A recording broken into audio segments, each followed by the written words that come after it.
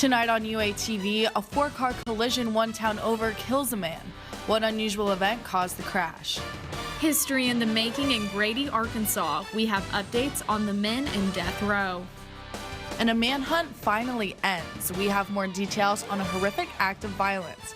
UATV starts right now.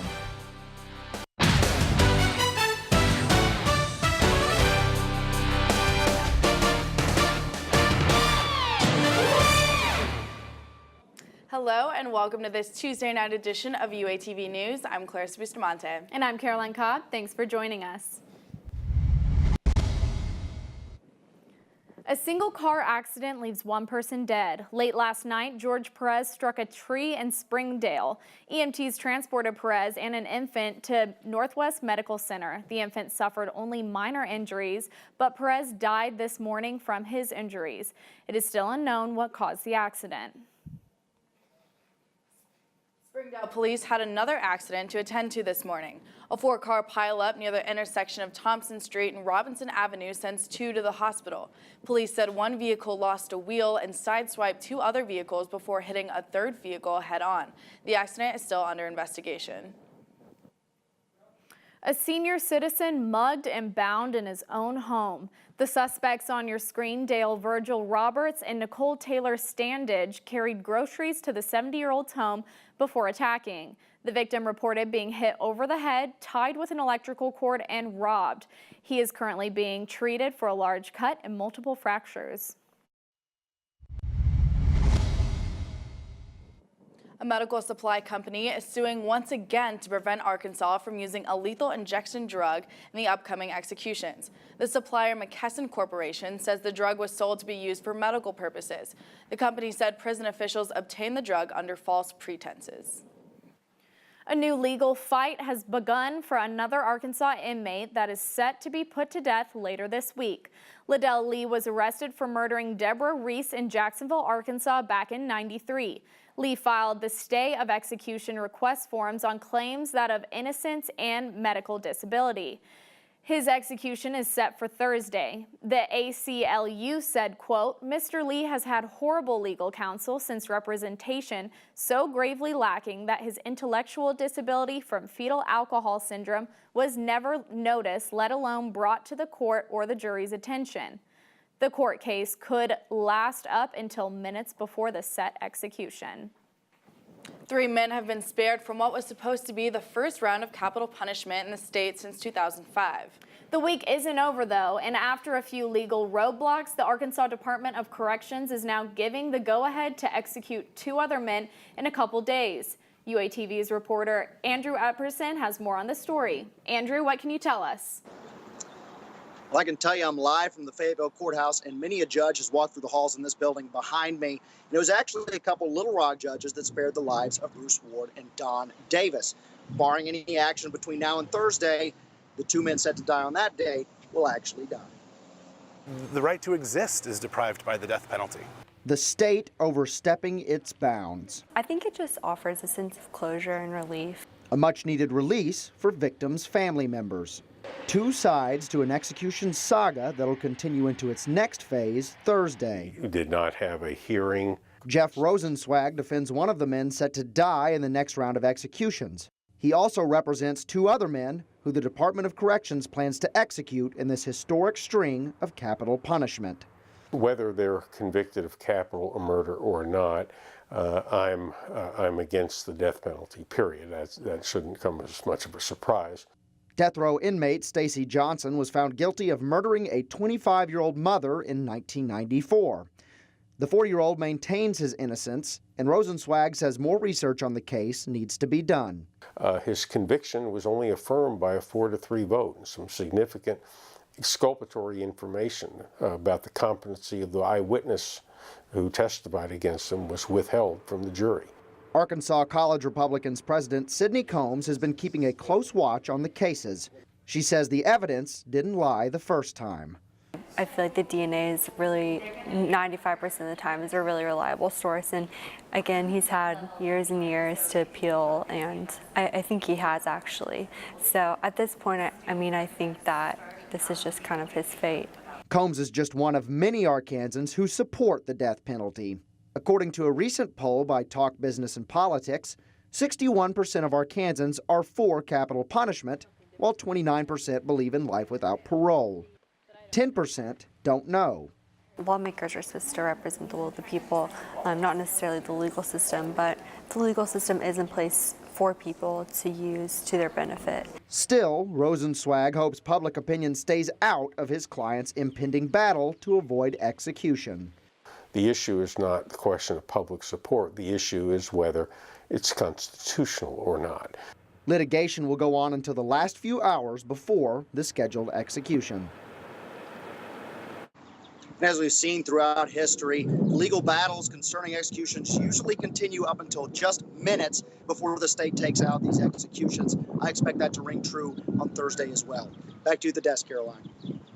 Johnson received a stay of execution in 2010. Rosenzweig's other clients set to be executed soon are Kenneth Williams and Jack Johnson.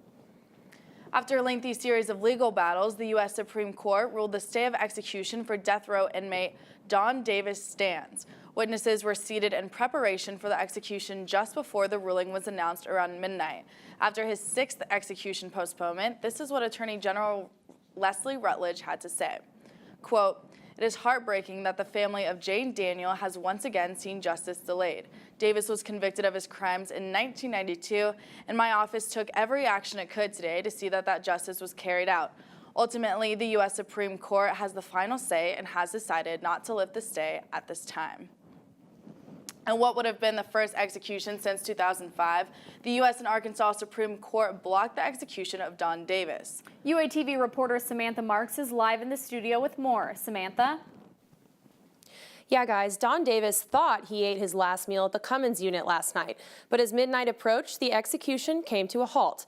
Davis was sentenced to death for killing Jane Daniel in 1990, just up the road in Rogers. He broke into her home on October 12th and shot her in the back of the head, ironically, execution style.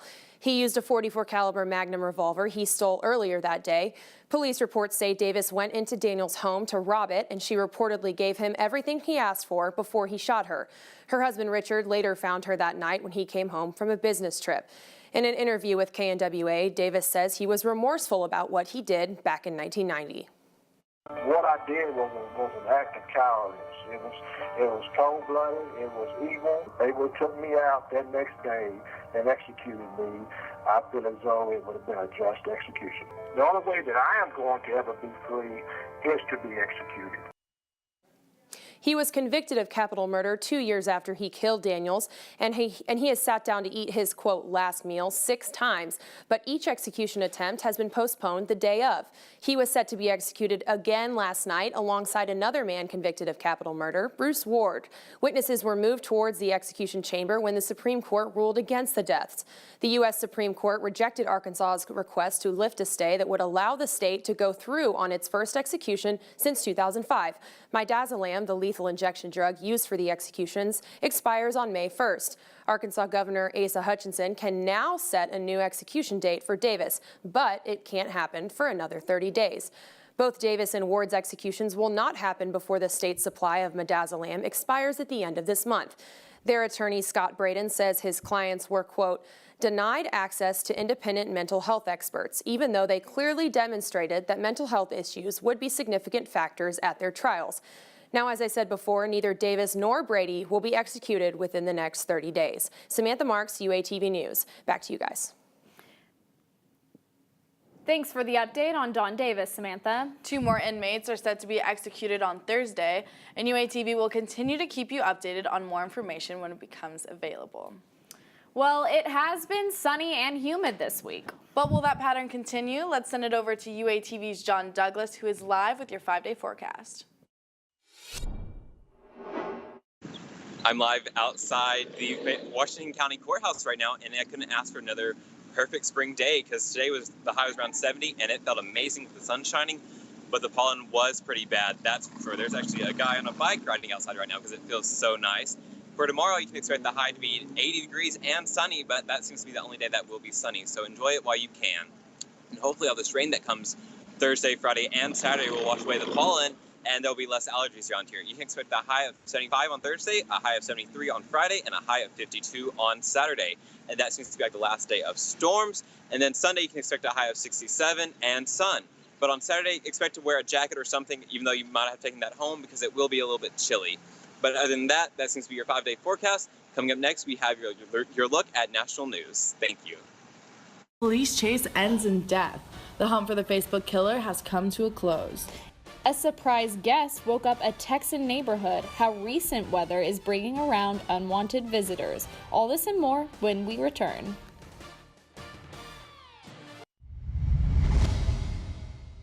Back to UATV, I'm Delaney Majors, and this is tonight's World News. The man police accused of killing a 74-year-old man in Cleveland and posting about it to Facebook is dead. Pennsylvania State Police spotted Stevens driving a white Ford Fusion earlier this morning. The 37-year-old shot and killed himself after a police pursuit in northwestern Pennsylvania. Stevens' death ends the manhunt that has been going on since Sunday. Our nation's Attorney General is taking on one of the most dangerous gangs in the world. Jeff Sessions blames open borders and lax immigration enforcement for the growth of Salvadorian crime gang in MS-13. According to the National Gang Intelligence Center, MS-13 has more than 10,000 members in the U.S. Sessions says the gang's presence in the country will no longer be tolerated. If you are a gang member, we will find you. We will devastate your networks. We will starve your revenue sources, deplete your ranks, and seize your profits. Allied with another prison gang known as the Mexican Mafia, the agency says U.S. gang members are communicating with jailed leaders in El Salvador who are ordering them to become more violent. The vice president assured Japanese citizens of U.S. support during a press conference with the country's deputy prime minister. Mike Pence told reporters Japan and the U.S. are prepared to confront North Korea. Pence said the two nations will continue the increased diplomatic pressure until North Korea abandons their nuclear and ballistic missile programs. In the face of provocations across the Sea of Japan, the people of this country should know that we stand with you in the defense of your security and prosperity, now and always. Pence repeated an earlier comment that the era of strategic patience is over. According to Pence, this is because North Korea has repeatedly met resolutions with, quote, broken promises and more provocations. People in and around one Houston suburb woke up to find an alligator roaming their neighborhood. The gator was cornered in someone's front porch in Richmond, Texas. Deputies and animal control eventually captured it. The Houston area is recovering from overnight rains that led to flooding in parts of the region. That's what's happening in the world today. I'm Delaney Majors. College is the first step into adulthood, making it easy for students to be taken advantage of. Find out how to protect yourself. One RSO allows students to reach their roots. Learn more when UATV returns. Welcome back, and I have your current weather across the nation right now, and as you can tell, well, they're not up apparently, okay, but it's around 70 degrees in Arkansas, and it gets colder around the mountains, and it's really warmer around the Midwest because it is spring right now, almost summer, so those temperatures are starting to rise, and it will start getting warm, hopefully across the whole nation. And next, I have your current heat index, and like always, Arkansas is starting to get warm, so it'll be summer around here pretty soon instead of spring, so get ready for that. And there's more heat index in Texas, Florida, Mississippi, Georgia, and in the desert. So yeah, and then we have a Doppler, which it shows the nation's, there's a few shattered showers right now, but that's about it. Nothing too extreme, just a little light rain around Michigan, Tennessee, Kentucky, and a few in Nevada, but that's about it. And then I have your temperature change for the next 24 hours. And as you can tell, there's not much temperature change, about maybe 3 degrees here in Arkansas, -6 up in the mountains in Nevada, maybe 2 and 3 in Missouri and Illinois, but that's it for that. And then I have your pollen for right now, and it's pretty high because it is spring, and so all the trees are blooming and there's a lot of pollen out. So if you get allergies, be careful, don't go outside as much because you will get sick. And right now, my throat is hurting because all this pollen and all that's going on right now. So hopefully the storms will help that are happening tomorrow or Thursday and during the weekend. That's all I have for your current conditions. Off-campus services inform students about the laws of tenants and landlords. UATV's Lauren Dedman has more on how students can protect themselves from renting troubles. of the newer apartments here on Dixon. Let's take a look to see how you can protect yourself as being a renter. Fayetteville is constantly building and expanding apartments throughout the city. However, reports say Arkansas is the worst state in the country to be a renter because of how the laws side with landlords. Off-campus student Robert Routsey expresses his trouble with his residents. We moved in, it just wasn't move-in ready. There was still dust and paint all over the floors, plastic wrap covering the fans, and I feel like that set the tone for how it is today. Our blinds have been broken for 8 months and they're still broken. Our lights have been out for 2 months and they're still out. Officials say before moving off campus, it is important to know the rights you have as a renter and how to protect yourself when renting. Yeah, so you take on a lot of responsibility when you rent. So the biggest thing is reading your lease and then understanding what's in there. Students should know the rules before renting, such as guest and pet policy. And landlords do have the right to not fix broken items. Now, I talked to Sterling District's property manager, and they had no comment about the complaints of their residents. Reporting live for UATV, I'm Lauren Dedman. Students can go to off-campus services in their union to review their lease.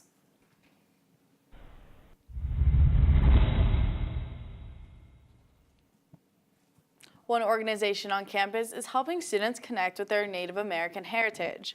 UATV's Sarah Bingham is live with more. Sarah? Last Wednesday, the Medicine Eagle Dance Troupe performed on campus for students.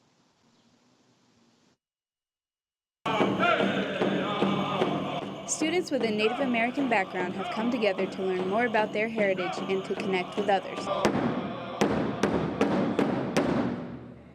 The Native American Student Association held a cultural showcase event last Wednesday where students could learn about dancers and eat Native American food. For RSO President Olivia Morgan, the club is something she's become passionate about. Growing up, I knew I was Choctaw, but I was never really immersed in the culture. In high school, I got more interested. I'm like, I want to know more. And college came around, and I found this group, and I was like, there's other people like me. Student Gabriela Tovar says the Native American Students Association helped her find a place on campus where she felt comfortable. I'm from the Navajo Reservation in Arizona, and I moved to Arkansas to go to school here. And the beginning few weeks of school, I was very lonely, and I felt misguided and just alone in general because I wasn't having connections with other Native American students on campus until I met Olivia through the organization. Now she wants to help other Native American students feel like they can connect with other people on campus like them. I've just been passionate about giving Native American students a chance to reconnect with others so that if they're away from home, that they'll have someone to lean on to. The Native American Students Association does try to host several cultural events a year, and last year they held a powwow. For UATV, I'm Sarah Bingham. Thanks, Sarah. To join the Native American Student Association, email nasa@uark.edu. Coming up in sports, we will see how one softball player spent her summer with Nike. And how one NBA coach is infuriated with refs. Stay tuned, UATV will be right back. While the Razorback softball team is in the midst of its season, I had the chance to sit down with senior second baseman Parker Pocklington. Her skills and work ethic can be seen on and off the field. She had the opportunity to intern with Nike this past summer. What did you take away from this summer? Oh my gosh, the stories were just absolutely incredible. And it being the summer of the Olympics was even more special, as well as Ken Griffey Jr. getting inducted up at Safeco in Seattle. So there was so many sport moments this summer that I got to take away. Working for basketball, I got to work the Nike National Basketball Tournament for the girls, and that was an incredible experience. And then just the campus events that happened and the friendships I got to meet from, or with the other interns from all over the country. It was a fantastic experience. Well, how do you think this will affect your future? Well, it being Nike, I mean, it can't hurt at all, that's for sure. But it was just such a great networking opportunity, and to get to build relationships with people who have just incredible career experience and communication skills and knowledge of such greater things further than softball. It's just such a great opportunity, and I'm actually moving to Portland and hoping to find a job when I get back over there. So do you plan on working for Nike in the future, or? Long term, that could be a goal. I was a part of some amazing projects, and I would love to get back and really impact as many people as I can through that just kind of career. But I think that my best path right now is to kind of distinguish myself first and then kind of work my way back into Nike. Well, earlier you said that it's such a great thing that there's 3 of you from here that are all in different sports that have gotten this internship. What does this mean to you and the legacy you leave behind at the university? Well, that's actually interesting. It's so important for us as athletes to kind of stick together. It's really hard being a student athlete. And so to have each other's backs and to kind of help leave that legacy, like you said, is something that is so important to us as an athletic just staff. Pocklington is graduating in May and hopes to work for Nike full-time in the future. Last night, the Memphis Grizzlies fell yet again to the San Antonio Spurs in Game 2 of the first round of the NBA playoffs. The Grizzlies outscored the Spurs 34-19 in the first 16 minutes of the game, but this was followed by a late-game meltdown. Kawhi Leonard recorded a postseason career high of 37 points and 11 rebounds. Leonard attempted more free throws than the Memphis had as an entire team. This didn't go over so well with the head coach. He had 15 free throws for the game. They shot 18 times in the paint and had 32 free throws. Kawhi shot more free throws than our whole team. Explain it to me. We don't get the respect that these guys deserve because Mike Conley doesn't go crazy. He has class, and he just plays the game. But I'm not going to let them treat us that way. You know, I know Pop's got pedigree, and I'm a young rookie, but they're not going to rook us. That's unacceptable. That was unprofessional. My guys dug in that game and earned the right to be in that game, and they did not even give us a chance. All right, thank you. Take that for data. Ooh. Well, that's all the time we have for sports today. Be sure to tune in tomorrow. It's currently 77 outside and sunny. Over to the anchors. Well, that's all the time we have here at UATV. Be sure to follow us on social media and join us again tomorrow night at 7. Have a good night.